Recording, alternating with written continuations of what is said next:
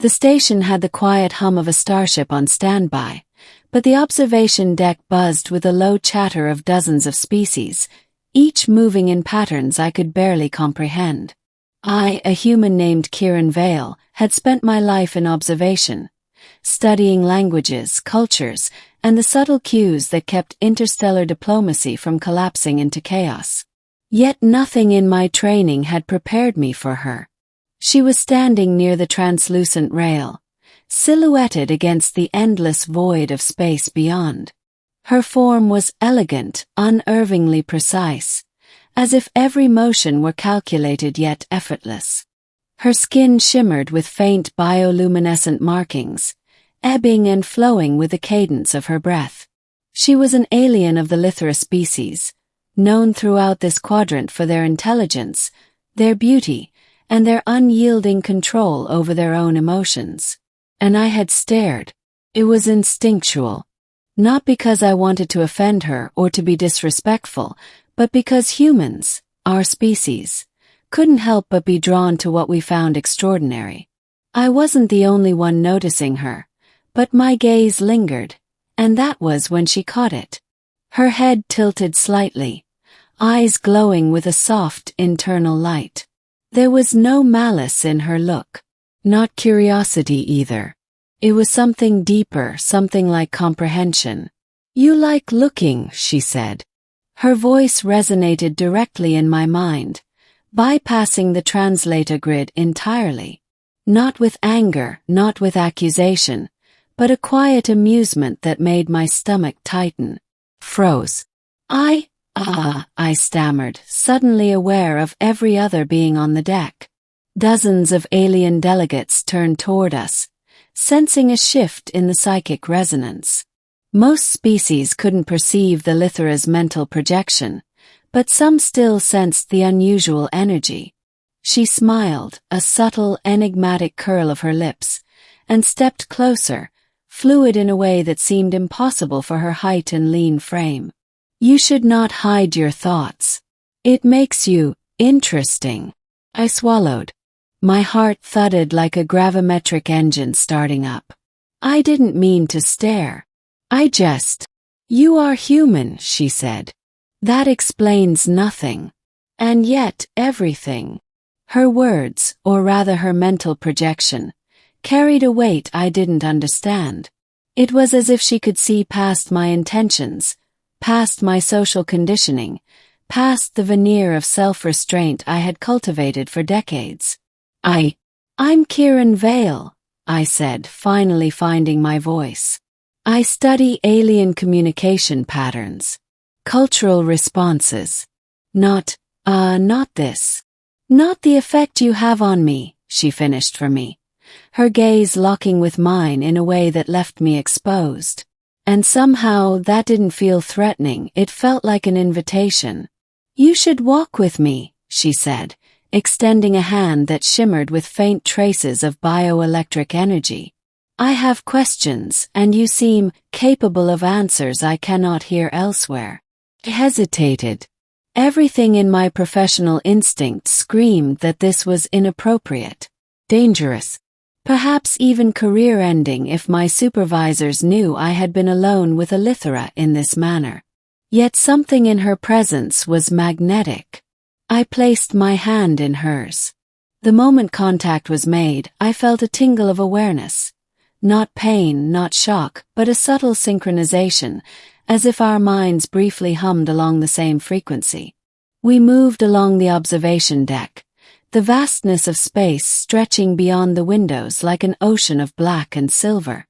I tried to focus on the conversation, but it was impossible not to notice the subtle grace in every gesture, the soft patterns of light that traced her movements, the way her eyes seemed to peer into parts of me I didn't usually show anyone. "Why do you care?" asked finally. "Why notice me at all?" "Because you are honest," she said. "Not in the way your species prides itself, truths told to avoid punishment or gain reward, but in a way that is rare." I pause. "You do not filter, Kieran. Not when you think. That makes you valuable." "Valuable?" I repeated, incredulous. I'm a linguist, an observer. I don't even have a military designation. Perhaps not, she replied, her voice a soft hum against the ambient noises of the station. But your honesty reveals patterns, reactions, possibilities. Where others see obstacles, you see potential. Had no answer. We walked in silence for a few cycles. I realized that I had never felt so aware of another being. Every step, every breath, every heartbeat seemed synchronized with the quiet pulse of her presence. Do you understand, she asked finally, how rare this is among humans? I shook my head. No, not really. Honestly, I don't even know what it is you're looking for. She smiled faintly, eyes narrowing just slightly. Perhaps that is why I sought you out. Not for what you know, but for how you react when you do not know. We arrived at a private chamber, reserved for diplomatic discussions but empty at this hour. The lights dimmed automatically as we entered, responding to her presence. I realized I was seeing the station as she perceived it, a lattice of energies, currents of thought, and subtle emotional resonances invisible to the untrained eye. Your species fears exposure, she said. Yet you are here. Open. Vulnerable. I laughed nervously. Open. I'm terrified. That is precisely why you are valuable, she said. Her hand drifted slightly toward mine, not touching, but close enough that I felt the warmth of her energy field. Because even in fear you do not lie. Even in uncertainty, you do not hide your perception. What happens now? I asked, aware that my pulse had doubled. Now, she said, we explore. Not your body, not your mind, not your species, but the space between. The connections unseen. The truths you see without realizing it. I swallowed. You mean, as a guide? She inclined her head. Perhaps. Or as a companion. Or perhaps as a witness. Path is undefined. Which makes it interesting. We spent cycles, hours by human reckoning, navigating the station, the outer docks, and the observation corridors. She introduced me to concepts I had only read about in obscure xenology journals.